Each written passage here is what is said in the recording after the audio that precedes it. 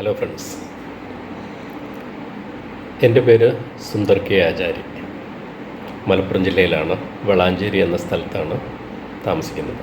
3 ഏട്ടന്മാരും അതുപോലെ 3 ചേച്ചിമാരും, പിന്നെ എൻ്റെ അച്ഛനും അമ്മയും പിന്നെ ഒരു ചെറിയമ്മയും ഉൾപ്പെടുന്ന ഒരു കുടുംബത്തിലേക്കാണ് 1976 ഞാൻ ജനിച്ചു വീണത്.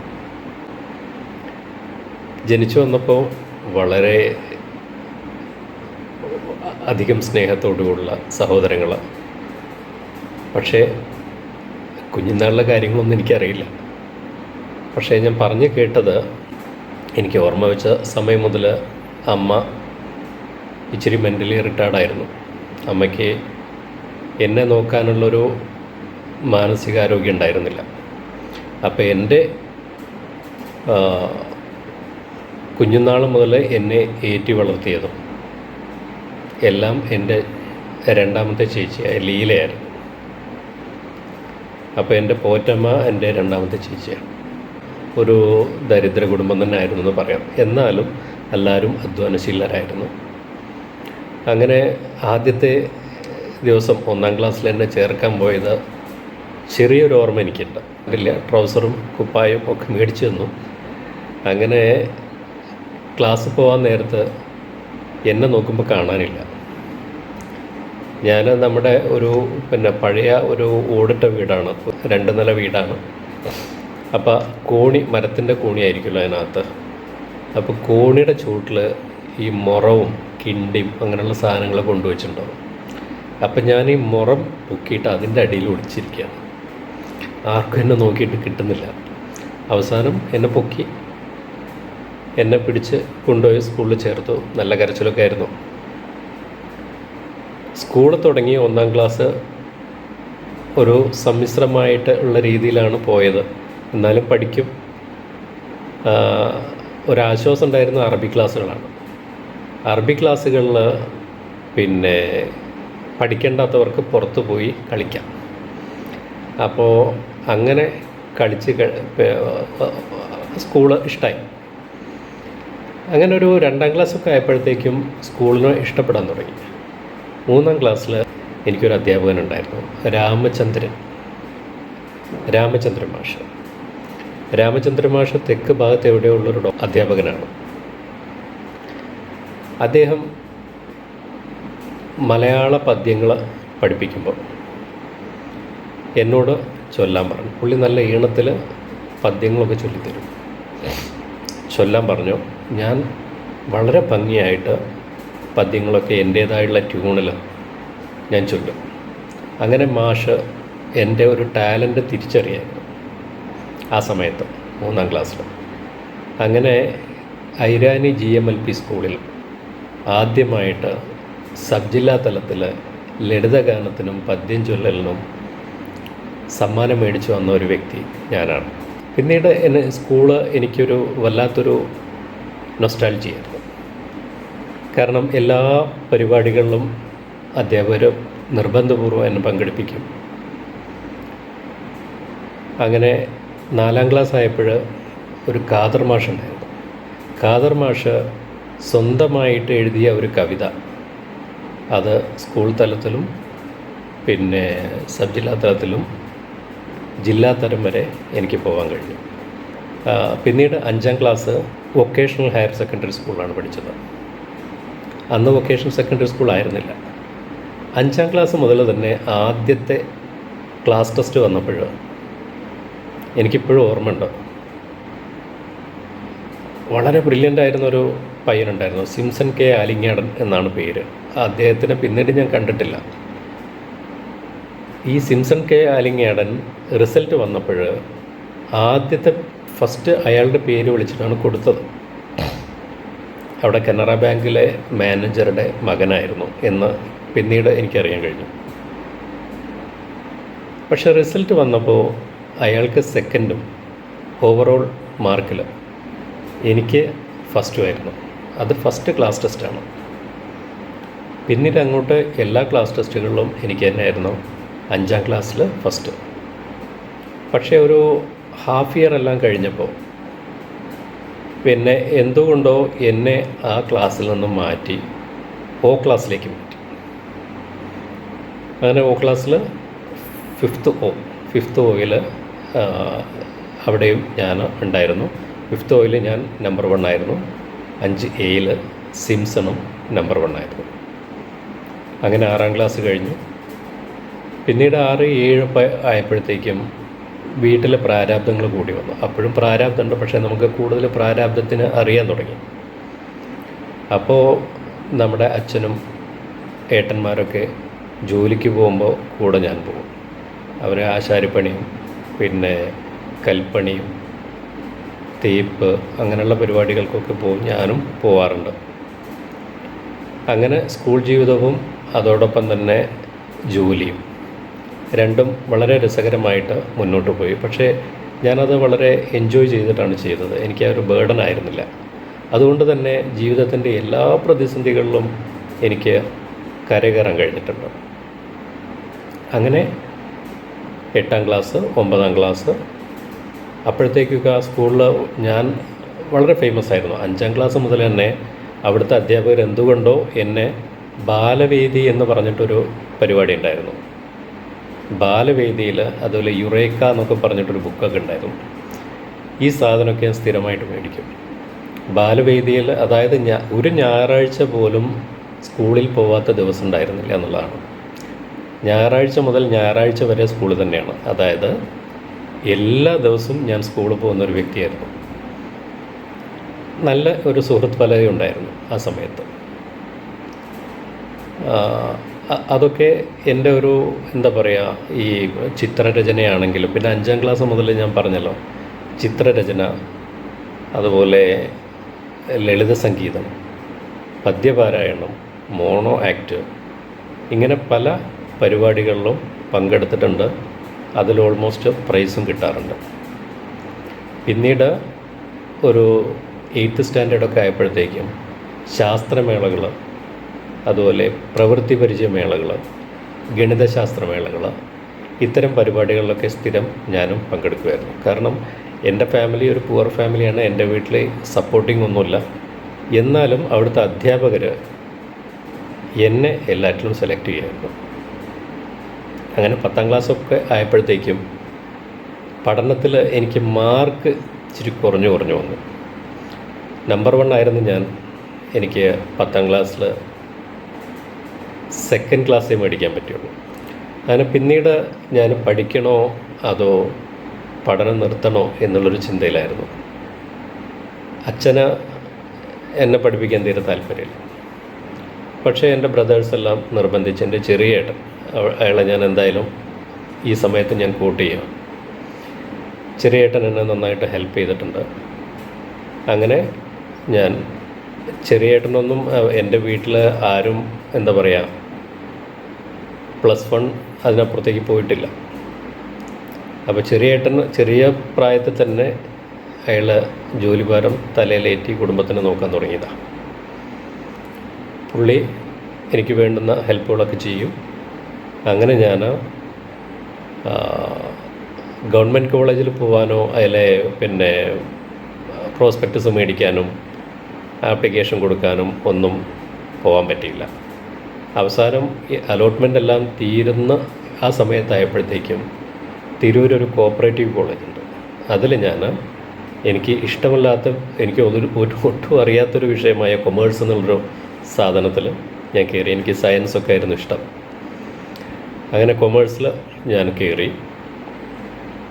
പ്രീ ഡിഗ്രി കോഴ്സ് തുടങ്ങിയ ആ സമയം മുതൽ ഞാൻ സ്വന്തമായിട്ട് ഒരു ട്യൂഷൻ സെൻറ്റർ സെറ്റപ്പ് ചെയ്തു. എൻ്റെ നാട്ടിൽ തന്നെ ഒരു പകൽ സമയങ്ങളിൽ മദ്രസ പ്രവർത്തിക്കും, വൈകുന്നേരങ്ങളിൽ അത് ഫ്രീ ആയിട്ട് കിടക്കുകയാണ്. ഒരു അധ്യാപകൻ്റെ ഒരു ക്വാർട്ടേഴ്സായിരുന്നു. ആ ക്വാർട്ടേഴ്സിൻ്റെ മുകളിൽ ഒരു ഓപ്പൺ ഏരിയ ഉണ്ട്. ആ ഓപ്പൺ ഏരിയയിൽ ബെഞ്ചും ഡെസ്കും ബോർഡും മറ്റു കാര്യങ്ങളൊക്കെ ഉണ്ട്. ഒരു 5-8 കുട്ടികൾ ഇനീഷ്യലി വന്നു. LKG UKG 5ാം class 6ാം class 10ാം class ഇങ്ങനെയൊക്കെയുള്ള കുറച്ച് കുട്ടികൾ വന്നു. അങ്ങനെ 4 എന്നുള്ള കൗണ്ട് ഏകദേശം 10-15 ഒക്കെ ആയി മാറി. വലിയ ഒരു വരുമാനമൊന്നും ഇല്ലെങ്കിലും ഞാൻ വളരെ ഹാപ്പിയായിരുന്നു. കാരണം എനിക്കറിയുന്ന കാര്യങ്ങൾ മറ്റുള്ളവർക്ക് പറഞ്ഞു കൊടുക്കുമ്പോൾ ഞാൻ പഠിച്ചതും കൂടെ റീഫ്രഷ് ചെയ്യപ്പെടുമായിരുന്നു. അതോടൊപ്പം തന്നെ ഒരുപാട് ബുക്കുകൾ റെഫർ ചെയ്യാൻ തുടങ്ങി. അത് എന്നെ സംബന്ധിച്ച് എനിക്ക് നല്ലൊരു കാലഘട്ടമായിരുന്നു. കാരണം വീണ്ടും വീണ്ടും നമ്മൾ അപ്ഡേറ്റ് ചെയ്തുകൊണ്ടിരിക്കുകയാണ്. അങ്ങനെ എന്നെ അസിസ്റ്റ് ചെയ്യാനായിട്ട് എൻ്റെ ആ സമയത്ത് പിന്നീട് ഞാൻ ഒരു അന്ന് പ്രീ ഡിഗ്രി സെക്കൻഡ് ഇയർ ആയപ്പോഴത്തേക്കും എൻ്റെ ഒരു നെയ്ബർ ഒരു ആളും കൂടെ എന്നെ അസിസ്റ്റ് ചെയ്യാനായിട്ട് വന്നു. അവനെ ഞാൻ അവിടെ ജോലിക്കെടുത്തു. ഞാനവിടെ പ്രിൻസിപ്പാളാണല്ലോ, ഞാൻ ജോലിക്കെടുത്തു. അങ്ങനെ പിന്നീട് ഈ ക്ലാസ് ടൈം എന്ന് പറയുന്നത് വൈകുന്നേരം ഏകദേശം ഒരു 6 മണി മുതൽ രാത്രി ഒരു 10-11 മണി വരെ ഉണ്ടാവും. അങ്ങനെ 2 ഷിഫ്റ്റാക്കി മാറ്റി. 6 മണി മുതൽ 8 മണി വരെ കുട്ടികൾക്കും 9 മണി മുതൽ 11 മണി വരെ മുതിർന്ന ആളുകൾക്ക്. അതിൽ തുല്യതാ പരീക്ഷ എഴുതുന്ന ആളുകളുണ്ട്. പിന്നെ പല ആളുകൾക്കും സ്പോക്കൺ ഇംഗ്ലീഷ് പഠിക്കണം. അങ്ങനെ സ്പോക്കൺ ഇംഗ്ലീഷ് പഠിക്കാൻ വേണ്ടി കുറേ പേര് ട്യൂഷന് വന്നു. അങ്ങനെ അഡൾട്ടായിട്ടുള്ള ആളുകൾ എനിക്ക് തോന്നുന്നു ഏകദേശം ഒരു 12-13 പേരുണ്ടായിരുന്നു. എന്തായാലും കുഴപ്പമില്ലാത്തൊരു പോക്കറ്റ് മണി ആ സമയത്ത് ഞാൻ ഇങ്ങനെ ട്യൂഷനിലൂടെ ഉണ്ടാക്കിയിട്ടുണ്ടായിരുന്നു. പിന്നീട് ഞാൻ ഡിഗ്രി കഴിഞ്ഞപ്പോഴത്തേക്കും +1 +2, അതായത് അന്നത്തെ pre degree first year second ഇയറിൻ്റെ ട്യൂഷൻ എടുക്കാൻ തുടങ്ങി. ഞാൻ ഡിഗ്രി സെക്കൻഡ് ഇയർ ആയപ്പോഴത്തേക്കും ഡിഗ്രി ഫസ്റ്റ് ഇയറിൻ്റെ ട്യൂഷൻ എടുക്കാൻ തുടങ്ങി. Degree third year final year ആയപ്പോഴത്തേക്കും BBA students first year second year, അതുപോലെ pre degree first year second year, ഇത്രയും കുട്ടികൾക്ക് ട്യൂഷൻ എടുക്കാൻ തുടങ്ങി. പിന്നീട് ഞാൻ ഡിഗ്രി പാസ്സായ സമയത്ത് അടുത്തത് എന്ത് എന്ന് നോക്കി ഇരിക്കുന്ന സമയത്താണ് എൻ്റെ ആ ഒരു റീച്ചിങ്, എൻ്റെ ആ ഒരു ചെറിയ ട്യൂഷൻ സെൻറ്ററിൽ മാത്രം ഒതുങ്ങി നിൽക്കാതെ ഒന്ന് പുറത്തേക്ക് പോകണമെന്ന് തോന്നി. അങ്ങനെ നിയറസ്റ്റ് ആയിട്ടുള്ള വലിയ പാരലൽ കോളേജുകളിൽ ഞാൻ വേക്കൻസി അന്വേഷിച്ച് നോക്കി. അങ്ങനെ ഇനീഷ്യലി ഒരു കോളേജിൽ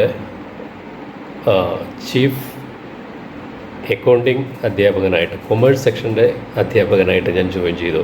ആ വർഷം അവരവിടെ തുടങ്ങുന്നേ ഉണ്ടായിരുന്നുള്ളൂ. ഏകദേശം ഒരു 80 കുട്ടികളുണ്ടായിരുന്നു 2 ക്ലാസ്സിലായിട്ട്.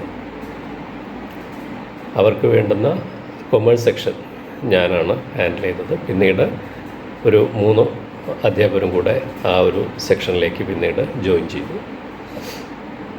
അങ്ങനെ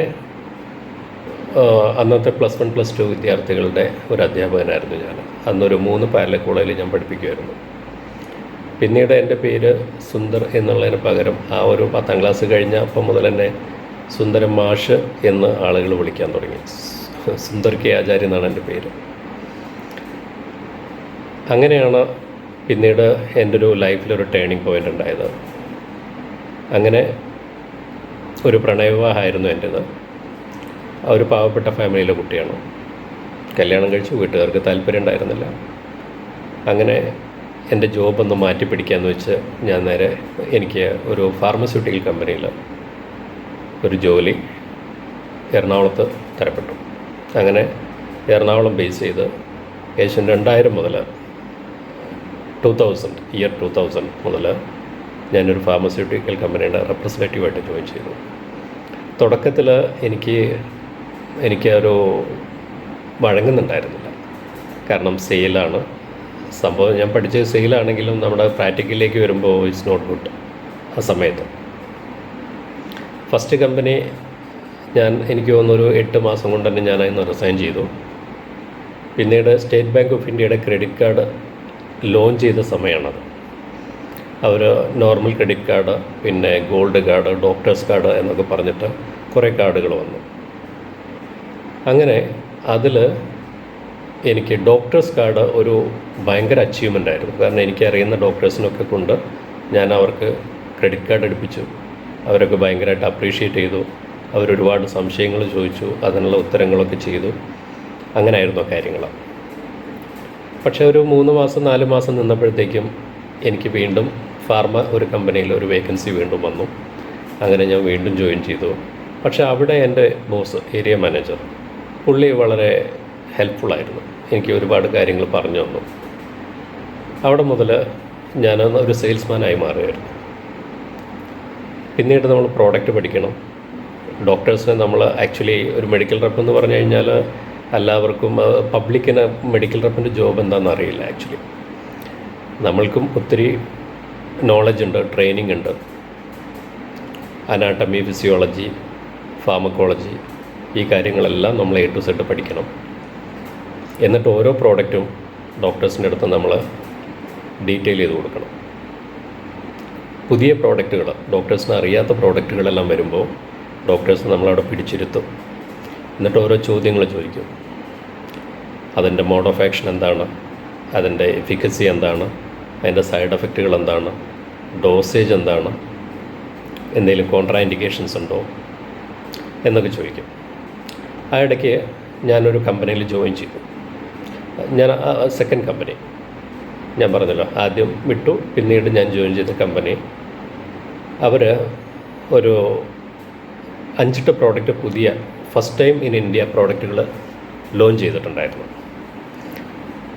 അങ്ങനെ ഒരു ഇൻഫെർട്ടിലിറ്റി പ്രോഡക്റ്റ് കമ്പനി ലോഞ്ച് ചെയ്യുകയും ആലുവ ആ സമയത്ത് KMK ഹോസ്പിറ്റലായിരുന്നു. അവിടെയുള്ളൊരു doctor Leenaji Pai, famous leading infertility and gynaecology ഡോക്ടറായിരുന്നു. ഞാൻ ആ ഡോക്ടറെ അടുത്ത് പോയിട്ട് ഒരു പ്രോഡക്റ്റ് പ്രസൻറ്റ് ചെയ്തു. ഡോക്ടർ ഒത്തിരി സംശയങ്ങൾ ചോദിച്ചു. അതെല്ലാം എനിക്ക് ക്ലിയർ ചെയ്ത് കൊടുക്കാൻ പറ്റി. ഏകദേശം ഒരു 45 മിനിറ്റ്സ് ഡോക്ടറെ അടുത്ത് ഞാൻ സംസാരിച്ചുകൊണ്ടിരുന്നു.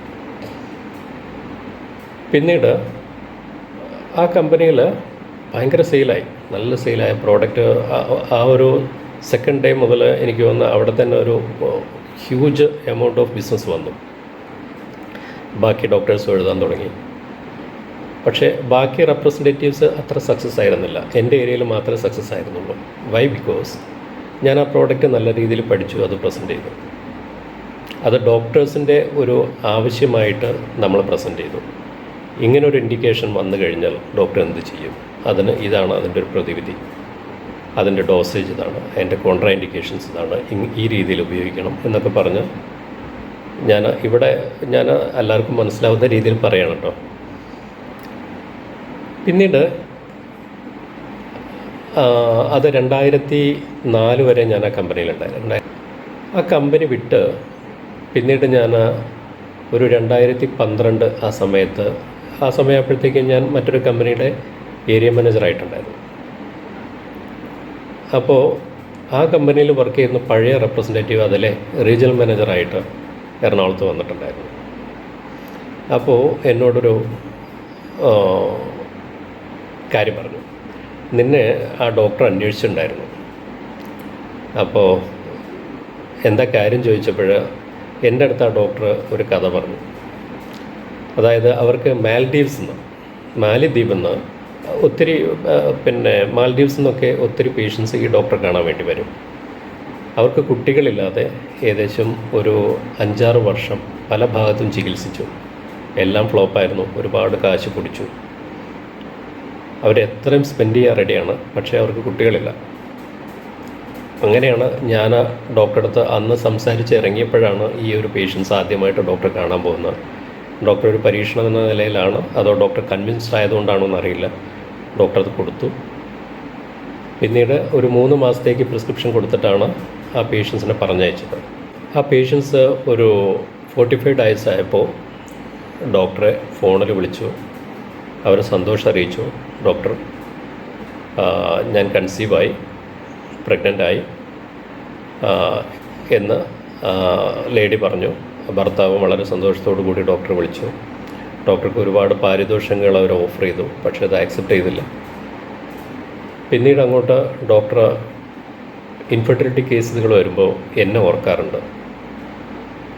ഞാൻ പിന്നീട് എൻ്റെ സെഗ്മെൻറ്റ് മാറി ഞാൻ ആ ഡോക്ടറെ കാണാതായിരുന്നു. പക്ഷേ ഡോക്ടർ അപ്പോഴും എന്നെ ഓർക്കുന്നുണ്ടായിരുന്നു. ആഫ്റ്റർ ഒരു 10 ഇയേഴ്സ് കഴിഞ്ഞിട്ടും ഡോക്ടർ എന്നെ ഓർക്കാറുണ്ടായിരുന്നു. അതാണ് കോട്ട് ചെയ്ത് പറഞ്ഞത്.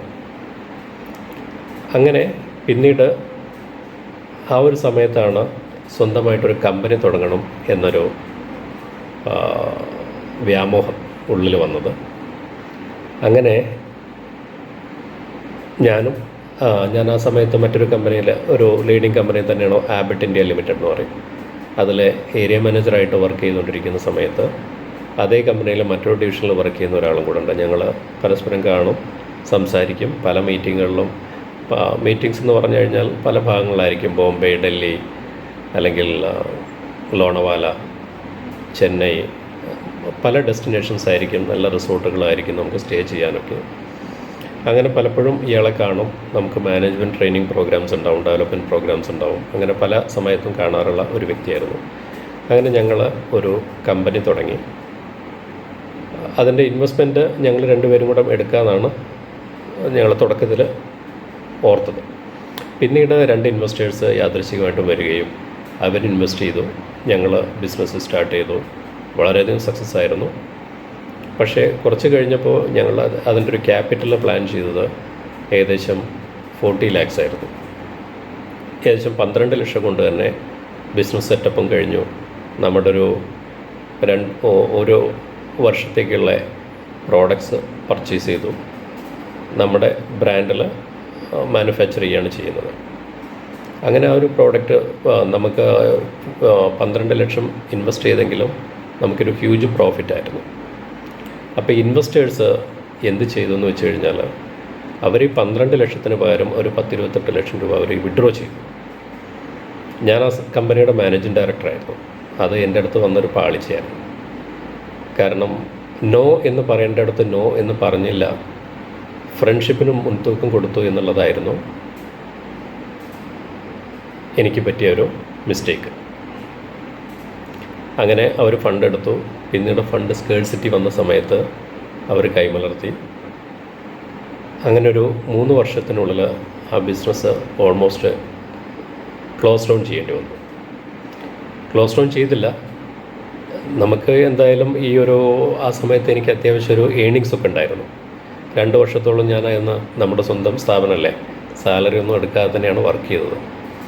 പക്ഷെ പിന്നീട് എനിക്ക് മനസ്സിലായി, നമ്മൾ ഓരോ ദിവസവും വർക്ക് ചെയ്യുകയാണെങ്കിലും അതിനൊരു റെമ്യൂണറേഷൻ ഫിക്സ് ചെയ്ത് നമ്മളത് മാറ്റി എടുക്കണം. നമ്മുടെ ബിസിനസ്സിൽ നിന്ന് ഒരു വരുമാനം അല്ലെങ്കിൽ റവന്യൂ വന്നു കഴിഞ്ഞാൽ അതിലൊരു പേഴ്സൻറ്റേജോ എങ്ങനെയാണെന്ന് വെച്ചാൽ നമ്മൾ ഫിക്സ് ചെയ്ത് അതിന് നമ്മുടെ ഒരു റെമ്യൂണറേഷൻ ഫിക്സ് ചെയ്ത് അത് തീർച്ചയായിട്ടും നമ്മളത് മാറ്റി വെച്ചിരിക്കണം.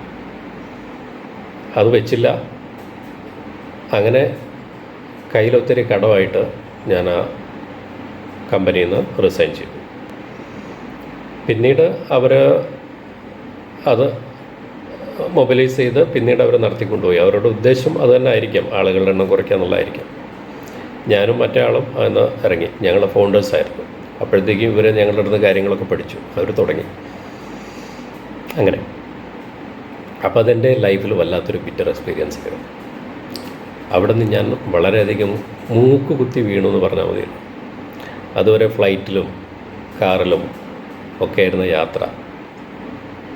പെട്ടെന്നൊരു സുപ്രഭാതത്തിൽ നമ്മുടെ ഗ്രോസറി പോലും തീർന്നൊരവസ്ഥ വീട്ടിൽ വന്നു. കാരണം അതിൽ നിന്നും കുറച്ച് സാമ്പത്തിക നഷ്ടം എനിക്കുണ്ടായിരുന്നു. ഭാഗ്യം കൊണ്ട് 2-3 ക്രെഡിറ്റ് കാർഡ് ഉണ്ടായിരുന്നു. അപ്പോൾ എന്ത് ചെയ്യുമെന്ന് വെച്ചാൽ നേരെ ബിഗ് ബസാറുണ്ട് ആ സമയത്ത്. ഒന്നുകിൽ കോഴിക്കോട് ബിഗ് ബസാർ പോവും, അല്ലെങ്കിൽ എവിടെയെങ്കിലും ബിഗ് ബസാർ പോയിട്ട് 1-2 മാസത്തേക്കുള്ള ഗ്രോസറീസും കാര്യങ്ങളൊക്കെ മേടിച്ച് സേവ് ചെയ്ത് വെക്കും. അതായിട്ട് ജീവിക്കും. വീട്ടിലും നമ്മുടെ ബുദ്ധിമുട്ട് പറയാൻ പറ്റില്ലല്ലോ. എന്നാലും വൈഫും എൻ്റെ കുട്ടികളൊക്കെ ഒരുപാട് എന്നെ സപ്പോർട്ട് ചെയ്തു. അങ്ങനെ AC ഉണ്ടായിരുന്നത് വിറ്റു. പിന്നീട് കാറുണ്ടായിരുന്നത് വിറ്റു. അതിനുശേഷം മോനെ, അവൻ ഇംഗ്ലീഷ് മീഡിയത്തിലാണ് പഠിച്ചുകൊണ്ടിരുന്നത്. ആ സമയത്ത് അവൻ 10ാം ക്ലാസ്സിലേക്ക് എത്തിയതാണ്. അങ്ങനെ അവനെ അവിടെ നിന്ന് മാറ്റി സർക്കാർ സ്കൂളിൽ ചേർത്തു. ഫീസ് അടയ്ക്കാനില്ല. അങ്ങനെ വല്ലാത്തൊരു സങ്കടത്തിലൂടെ ആ സമയത്ത് കടന്നുപോയി.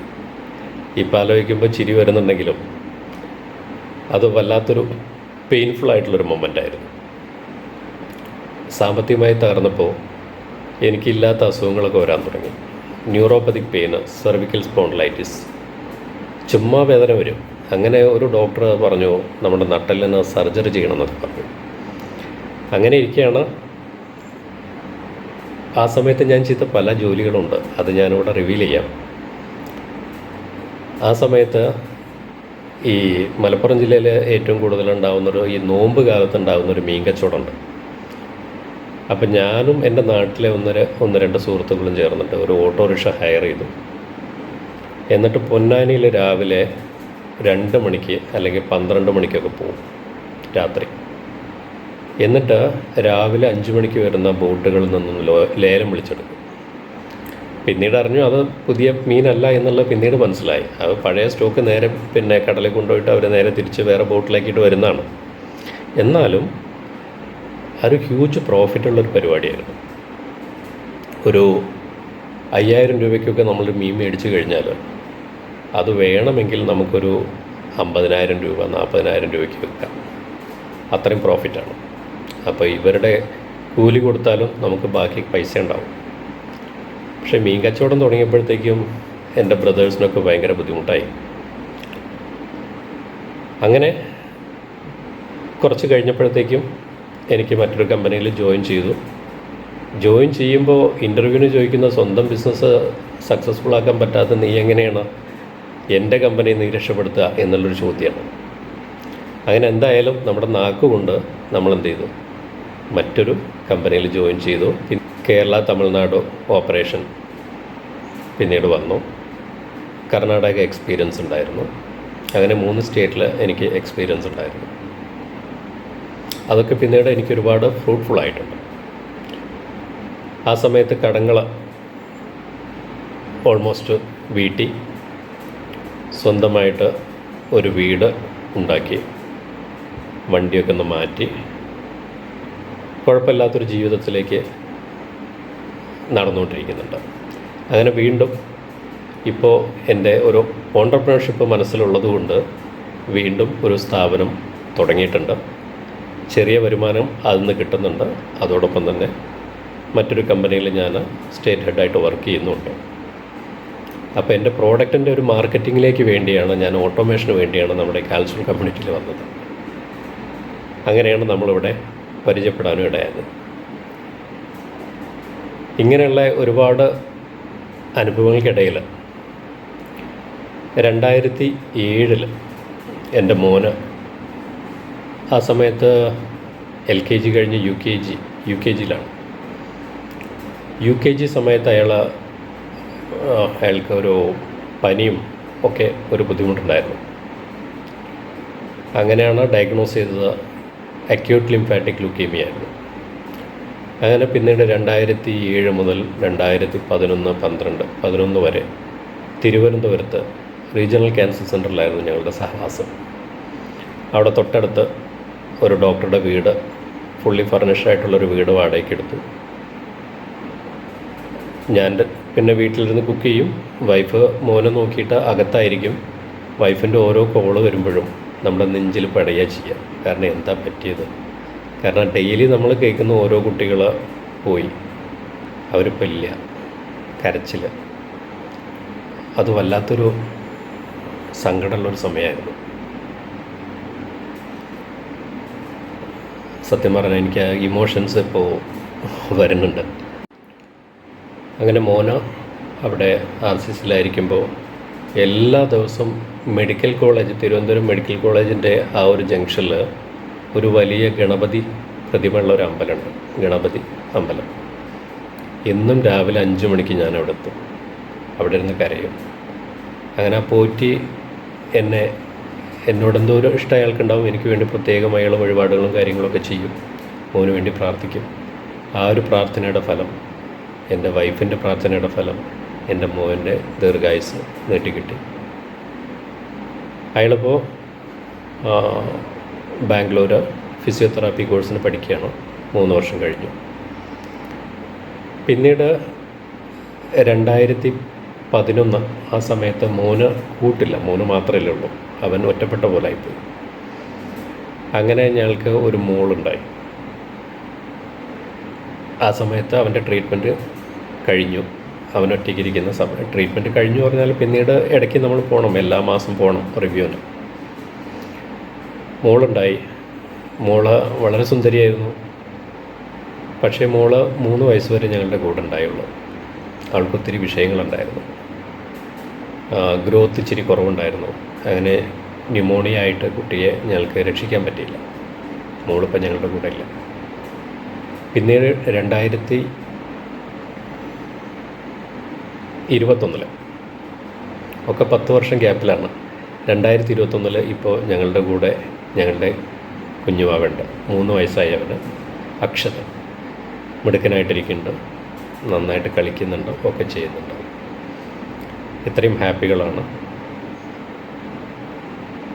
അപ്പോൾ ഇതാണ് എൻ്റെ ലൈഫ്. പക്ഷേ ഈ സങ്കടങ്ങളൊക്കെ ഉണ്ടെങ്കിലും നമ്മളെവിടെയും തളർന്നു പോയിട്ടില്ല. എൻ്റെ സുഹൃത്തുക്കൾ എപ്പോഴും പറയാറുണ്ട്, അവനൊരു ഫീനിക്സ് ബേർഡാണെന്ന് പറയും. എത്ര താഴ്ചയുണ്ടെങ്കിലും അതിലും ശക്തിയായിട്ട് തിരിച്ചു വരും എന്ന് അവർക്കൊരു കോൺഫിഡൻസ് ഉണ്ട്. എനിക്കും ആ കോൺഫിഡൻസ് ഉണ്ട്. Thank you.